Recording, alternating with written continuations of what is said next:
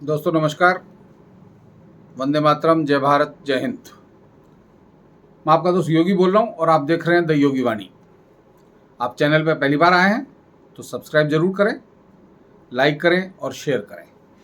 आज बात करते हैं हम सनातन की। सनातन के खिलाफ चल रही साजिशें तमिलनाडु से सबसे ज़्यादा चल रही हैं और तमिलनाडु में वहाँ के मुख्यमंत्री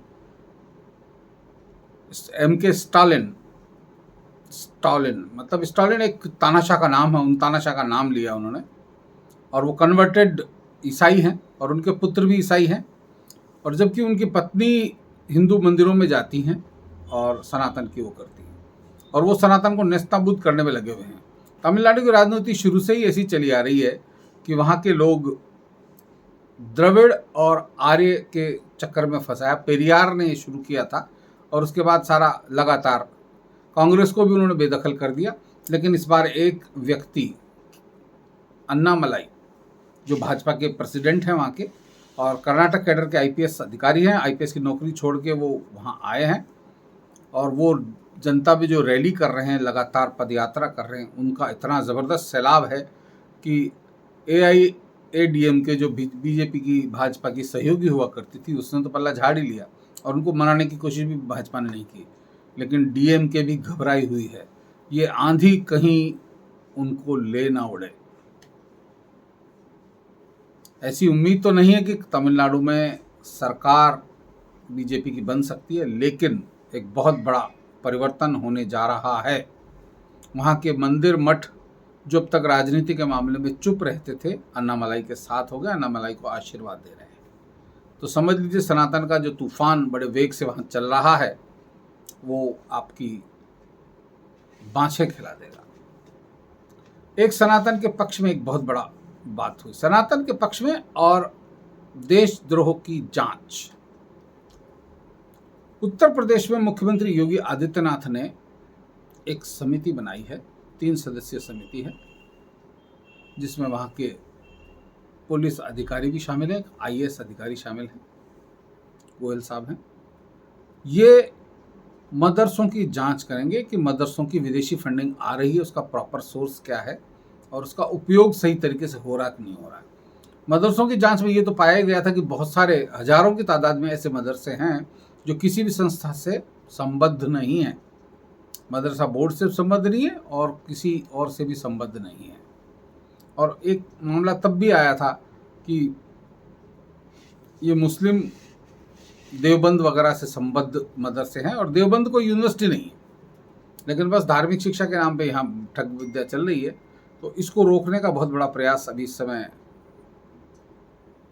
किया गया है और योगी जी ने चुपके से काम कर दिया। एक समिति बना दी जो रिपोर्ट देगी और बताएगी कि क्या होने जा रहा है। तो मान के चलिए देशद्रोहियों की एक और छटनी होने जा रही है। और दूसरी तरफ देश में एक सबसे बड़ा प्रकरण चल रहा है महुआ मोइत्रा का। महुआ मोइत्रा तृणमूल कांग्रेस की सांसद हैं और अडानी मुद्दे पर लोकसभा में चहक चहक के बहुत बोली थी। अब उनकी पोल पट्टी खुली है कि हर सांसद को, दरअसल आजकल आधुनिक जमाना आ गया, तो एक ID दी जाती है, जिसका सांसद की ID होती है, उसका एक पासवर्ड होता है, ताकि वो ऑनलाइन माध्यमों से प्रश्न पूछ सके लोकसभा में और उनका जवाब उन्हें मिल सके। तो उन्होंने अपने ID दुबई में बैठे हुए एक उद्योगपति हीरानंदानी को दे दी और हीरानंदानी ने एक चिट्ठी लिख के इस बात को कबूल भी कर लिया। यानी महुआ मोइत्रा दिल्ली में बैठी हैं और उनकी ID लॉगिन हो रही है दुबई में और वहाँ से प्रश्न पूछे जा रहे हैं व्यापारी अपने हितों के लिए। और ये हीरानंदानी कोई नहीं है, हीरानंदानी अडानी के प्रतिस्पर्धी माने जाते हैं और कई जो यहाँ ठेके वगैरह होते हैं, जिस तरह कॉन्ट्रैक्ट होते हैं, उनमें जो बिड लगाते हैं, अपनी बोली लगाते हैं, उनमें हीरानंदानी गौतम अडानी के अडानी इंडस्ट्रीज़ के प्रतिस्पर्धी होते हैं।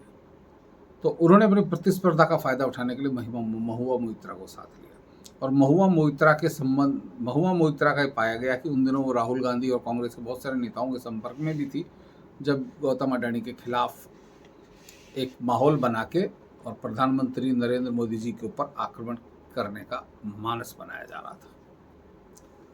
अब संसद की एक समिति में उनकी जांच होने जा रही है और इस बार सांसद निशिकांत दुबे, जिन्होंने बहुत गंभीर आरोप लगाए हैं और आज तक संसद में जिन्होंने जब भी आरोप लगाए मय सबूतों के लगाए, हमेशा पुख्ता सबूत के साथ ही वो कार्रवाई करते हैं, उनको और महुआ मोइत्रा के बॉयफ्रेंड आनंद, गौतम आनंद है शायद उनका नाम, उनको भी संसदीय समिति, जो संसद की समिति है, जांच समिति, उसने बुलाया है।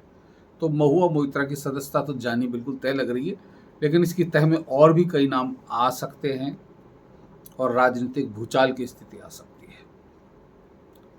तो सनातन के लिए बहुत बड़ी बात होने जा रही है और सनातन का नाम लेकर इस बार मोदी जी ने, पिछली बार जब चित्तौड़गढ़ आए थे तो उन्होंने उदयपुर के कन्हैयालाल प्रकरण, जिनके सर तन से जुदा वाले मामले में गला रेत दिया गया था, उस प्रकरण को भी उठा के राजस्थान में भी एक सनातन का दाव खेल दिया है और मध्य प्रदेश में तो ऑलरेडी सनातन के नाम पे बहुत बड़ी लड़ाई लड़ने जा रही है बीजेपी। तो चुनाव की बिसात में भी ये काम आएगा और चुनावी रंगमंच पे सनातन फिर विजयी हो, यही मेरी कामना है। आप सब लोग हमारे साथ जुड़ें और सनातन को आगे बढ़ाएं। देश विरोधी लोगों की जितनी भी हरकतें हैं उनको हटाया, ख़त्म किया जाए। इसी बीच एक खबर मिली कि गाजा में भी अज्ञात लोगों ने एक बड़ा तहलका मचाया है। इसकी जैसे ही डिटेल पूरी आएगी मैं आपको बताऊंगा। तब तक के लिए आज्ञा दीजिए। जय हिंद, जय भारत, जय हिंद, जय श्री राम।